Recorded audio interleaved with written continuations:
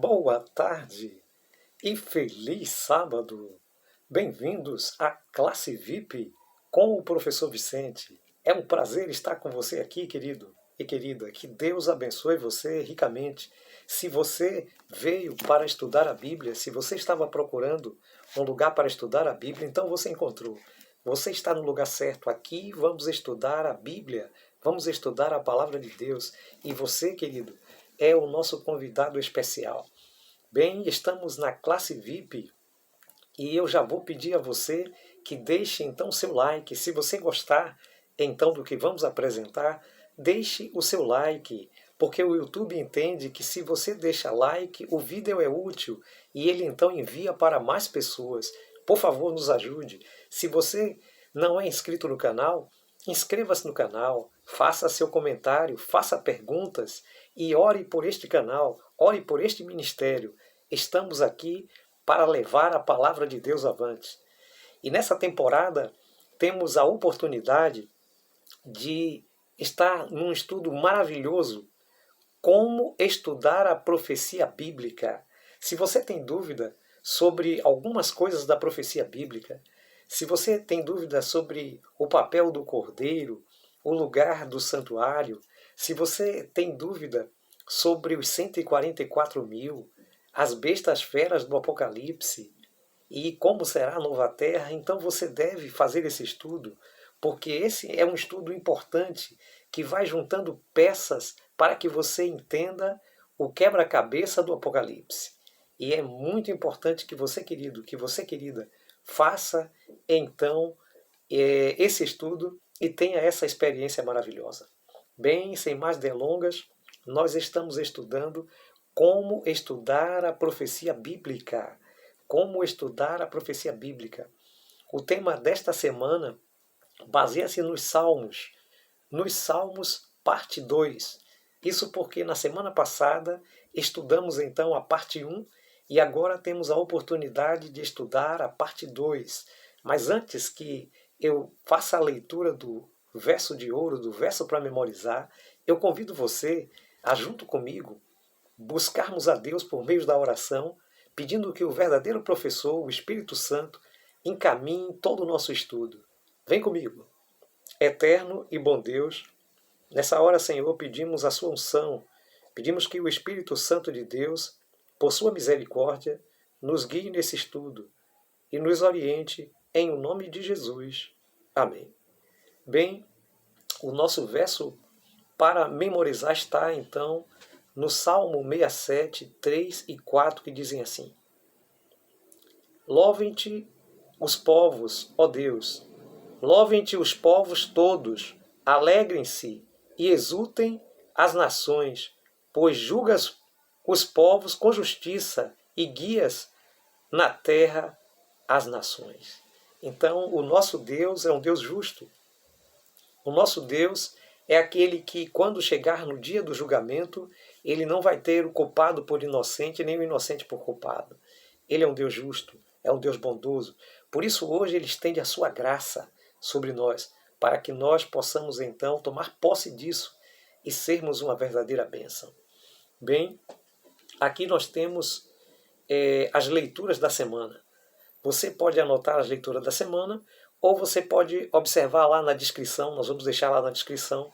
As leituras da semana são as seguintes: Salmo 46, Jeremias capítulo 4, 23 a 26, Salmo 47, aí nós temos de 1 a 4, 1 Tessalonicenses capítulo 4, de 3 a 17, Salmo 75, Apocalipse 14, de 6 a 12. Como então estamos estudando nos Salmos, parte 2, é importante notar que esta semana nós temos 3 salmos especiais, que é o 46, 47 e o 75, que entram em paralelo e nos ajudam a entender também algumas coisas do Apocalipse.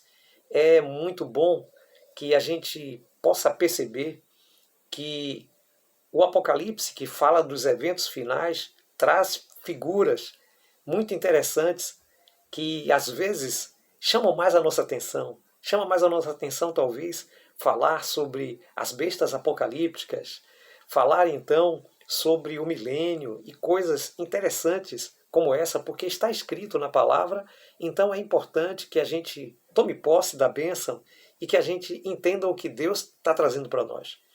Mas é verdade também que o Apocalipse, como os Salmos, tratam de assuntos que mostram o relacionamento do cristão com Deus no dia a dia e seu relacionamento com o mundo.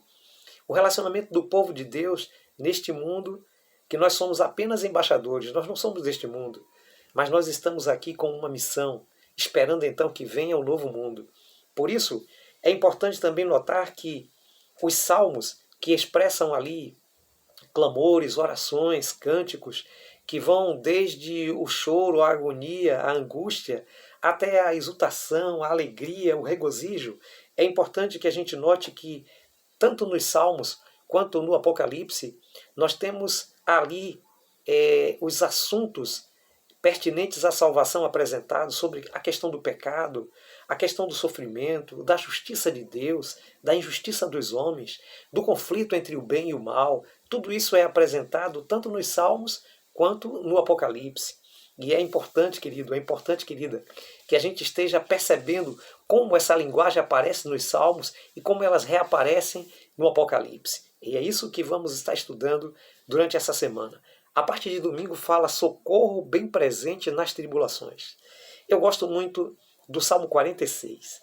Eu vou fazer uma leitura do Salmo 46 aqui, que diz assim: Deus é o nosso refúgio e fortaleza, socorro bem presente nas tribulações. Portanto, não temeremos, ainda que a terra se transtorne e os montes se abalem, no seio dos mares, ainda que as águas tumulteiem e espumejam, e na sua fúria os montes estremeçam. Há um rio cuja corrente alegram a cidade de Deus, santuário da morada do Altíssimo. Deus está no meio dela. Jamais será abalada. Deus a ajudará desde antemanhã. Bramem as nações. Os reinos se abalam. Ele faz ouvir a sua voz e a terra se dissolve. O Senhor dos exércitos está conosco. O Deus de Jacó é o nosso refúgio. Vinde contemplai as obras do Senhor. As assolações ele efetuou na terra. Ele põe termo à guerra até os confins do mundo. Quebra o arco, despedaça a lança, queima carros no fogo. Aquietai-vos, sabei que sou Deus, sou exaltado entre as nações. O Senhor dos exércitos está conosco. O Deus de Jacó é o nosso refúgio. Que maravilha, eu gosto muito desse salmo, porque é o salmo que leva a gente a imaginar que o nosso Deus é superior a tudo aquilo que está acontecendo ao nosso redor. É um salmo antigo, que realmente foi produzido lá na antiguidade, mas que chega até nós e mostra todas as coisas muito atuais, as guerras, os conflitos, os problemas que cercam o mundo, mas Deus está presente para então ser o nosso refúgio, a nossa fortaleza, o nosso socorro bem presente. Bem, é isso que Deus deseja ser para cada um de nós. Em Apocalipse, capítulo 6, verso 14, então nos mostra lá como este mundo ficará próximo à volta de Jesus. Nós vamos ver realmente coisas estarrecedoras acontecendo e como a proteção divina vai então nos proteger.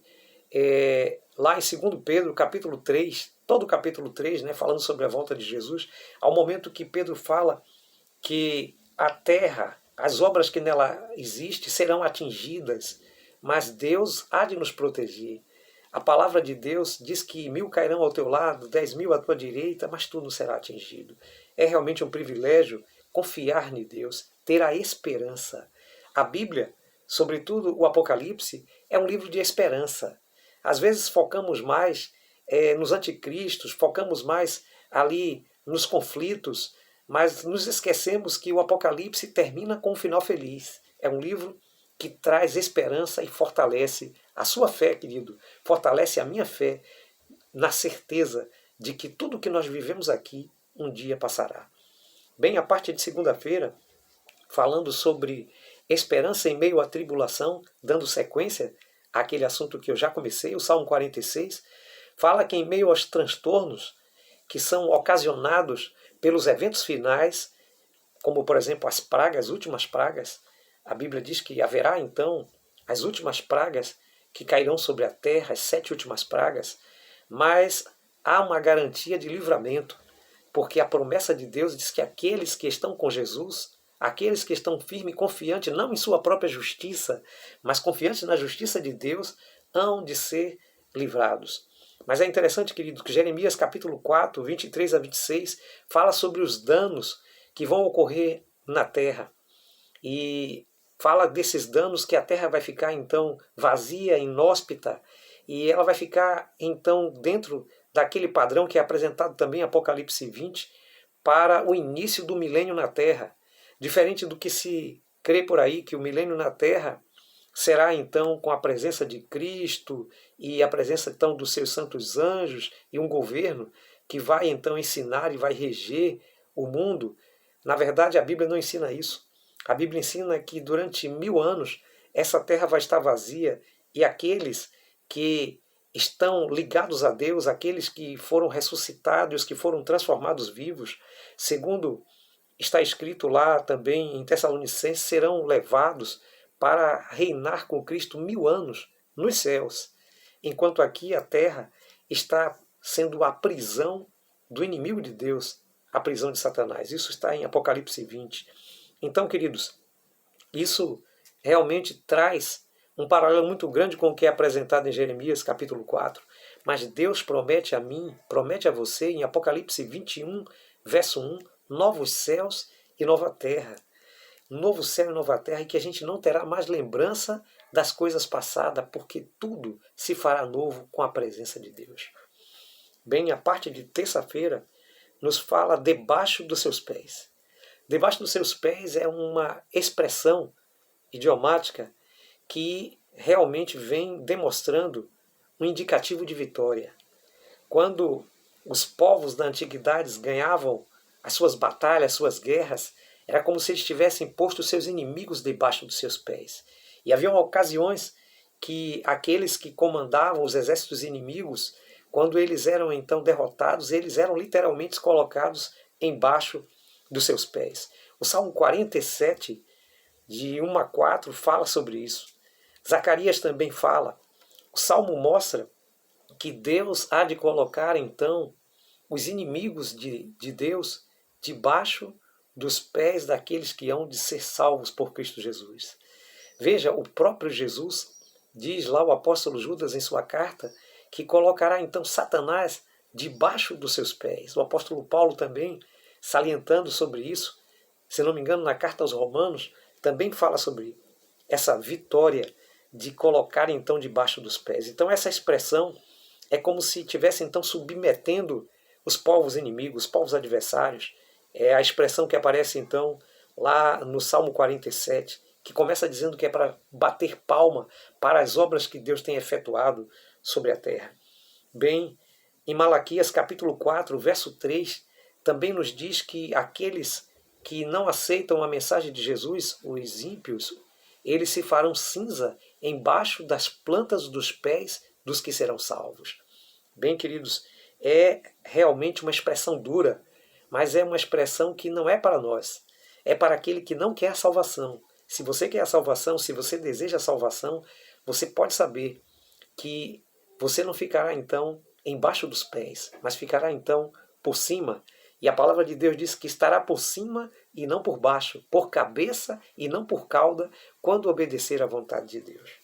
Bem, na parte de quarta-feira, vinho e sangue, todas são expressões do Salmo. Observe, queridos, que os Salmos trazem expressões que elas reaparecem no Apocalipse. Há uma alusão aos Salmos no Apocalipse quando tratam deste assunto, assunto de juízo, assunto de livramento, assunto de conflito entre o bem e o mal, o assunto que mostra a finalização do pecado, a destruição do inimigo de Deus e então a restauração para a nova terra. Observe então na quarta-feira vinho e sangue.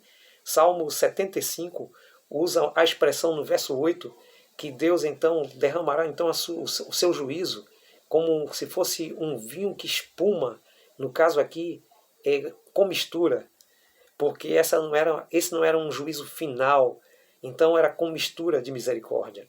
Mas em Apocalipse, no capítulo 14, no verso 10, diz que aqueles que estiverem do lado do inimigo de Deus, da besta, do anticristo, eles vão receber então o juízo sem mistura de misericórdia. Veja, queridos, essa expressão do Salmo 75, o Salmo 75, acredita-se que foi produzido para louvar a Deus pela vitória do povo de Israel no tempo então ali de Ezequias contra o rei Senaqueribe. Então o rei Senaqueribe, ele vinha conquistando as cidades e conquistou, se não me engano, 42 cidades e cercou Jerusalém, mas foi derrotado, seu exército foi derrotado por um grande milagre. Bem, quando perdemos de vista a fé, quando perdemos de vista o juízo de Deus, achamos que o mundo é então desgovernado. Achamos então que a justiça não tem valor e criamos a nossa própria moral. Achamos que o mundo e a moral é produzida por cada um da forma que quiser. Esse é o pensamento de um filósofo existencialista chamado Friedrich Nietzsche. Friedrich Nietzsche pregou a morte de Deus e disse então que logo a religião desapareceria. Mas, queridos, Friedrich Nietzsche, infelizmente, passou 11 anos antes da sua morte internado em um hospital, naquela época um hospital psiquiátrico, para que pudesse então se descansar porque estavam com doença mental. Então ele pregou contra Deus e pregou uma moral criada por cada um, mas na prática a sua vida necessitou então da misericórdia e terminou com um fim tão triste. Um grande filósofo, um homem muito inteligente, Friedrich Nietzsche, mas que a base do seu existencialismo não serviu para a sua própria vida. Que tristeza. Bem, a parte de quinta-feira nós temos para que se conheça a tua salvação. É muito lindo esse salmo e foi feito então até uma canção. Seja Deus gracioso e nos abençoe e faça resplandecer sobre nós o teu rosto, para que se conheça na terra a tua graça, o teu carinho, a tua salvação. Então, o Salmo 67 é um salmo que fala sobre a graça de Deus. Abundantemente, Deus quer que a sua salvação resplandeça na terra. E a salvação deve resplandecer com o Evangelho eterno, pregado para todo mundo. As nações devem reconhecer que Deus é o grande Salvador, o grande Redentor, o grande Criador de todo mundo, pelo qual eles todos devem se submeter e prestar então homenagem, glorificar e adorar. E quem terá que fazer este papel? Este papel da pregação para fazer resplandecer a graça de Deus no mundo deve ser feito pelo povo de Deus. O povo de Deus tem, então, sobre os seus ombros a incumbência de levar as pessoas ao conhecimento do Deus verdadeiro, ao conhecimento da salvação, para que o nome de Deus seja exaltado. Por isso, queridos, a gente percebe que em Apocalipse, capítulo 14, de 6 a 12, quando é chamada a atenção para o Evangelho eterno, a mensagem é dita ali que esse Evangelho eterno deve ser então falado para todo povo, tribo, língua e nação. Jesus, quando deu aos discípulos a comissão do Evangelho, ele disse: ide por todo o mundo. Então a missão da igreja, a missão do povo de Deus é resplandecer no mundo, é ser como uma luz que alumia, que vai dar ao conhecimento às pessoas de que a salvação ela só pode ser adquirida por meio de Jesus, a verdadeira luz do mundo. E Jesus, ele quer que nós resplandeçamos com a sua palavra.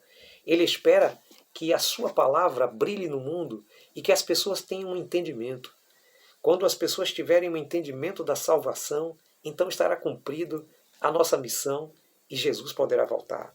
Por isso, queridos, às vezes, nós que temos essa responsabilidade não temos cumprido bem esse papel. E Deus espera que eu e você cumpramos esse papel. O Salmo chama a atenção para que Deus seja glorioso, Deus seja grandioso e que a sua luz resplandeça sobre o mundo, para que todas as nações, todos os povos conheçam a tua glória e a tua salvação. Então é seu papel, é meu papel, levar então a salvação para outros. Bem, queridos, chegamos então na sexta-feira, e o nosso estudo adicional é outro salmo aqui, o Salmo 133, muito bom, um salmo de bênção, de vida. E também, queridos, Atos capítulo 1, verso 4 a 9, e Apocalipse capítulo 5, especialmente o versículo 4 a 7. Todos esses versos, eles se conectam falando então sobre a obra de Deus no coração dos homens e especialmente o trabalho do Redentor, Cristo Jesus. Lá em Apocalipse capítulo 5, diz que ninguém foi encontrado capaz de abrir o livro, porque só o Cordeiro de Deus, o leão da tribo de Judá, pode fazer isso, queridos. E esse é Jesus Cristo, o nosso Salvador. Se você, querido, se você, querida, quer conhecer mais sobre Ele, se você, querido, se você, querida, quer se aprofundar, quer se colocar nas mãos de Jesus e receber essa eterna salvação, diga: eu aceito. Amém. Aceite em nome de Jesus. E uma vez que você aceitou, entregou sua vida nas mãos de Deus, eu quero orar por você. Ore comigo. Eterno Deus, maravilhoso Pai, nas tuas mãos está a minha vida e a vida desse homem, dessa mulher, desse jovem, dessa jovem, desse rapaz, dessa moça, desse idoso, dessa idosa, para que o Senhor, Pai querido, o cerque de graça e o proteja, a fim de que nada possa desviá-lo nem para a esquerda nem para a direita, mas que ele alcance a salvação que há em Cristo Jesus. Por isso já te agradecemos e pedimos que o Senhor escreva em nosso coração a tua palavra, para estarmos em harmonia contigo e não pecarmos contra ti, em nome de Jesus. Que Deus abençoe você. O estudo que fizemos aqui, desta semana, não substitui o seu estudo individual. Procure cada vez mais se aprofundar nas coisas de Deus, nas coisas da Bíblia, para que você possa crescer na graça e no conhecimento de Jesus. Não se esqueça, hein? Deixe o seu like, inscreva-se no canal, faça seu comentário, faça perguntas. Nós estamos aqui justamente para servir. Que Deus abençoe você, que você tenha um bom resto de sábado e uma feliz semana. Forte abraço, em nome de Jesus. Amém.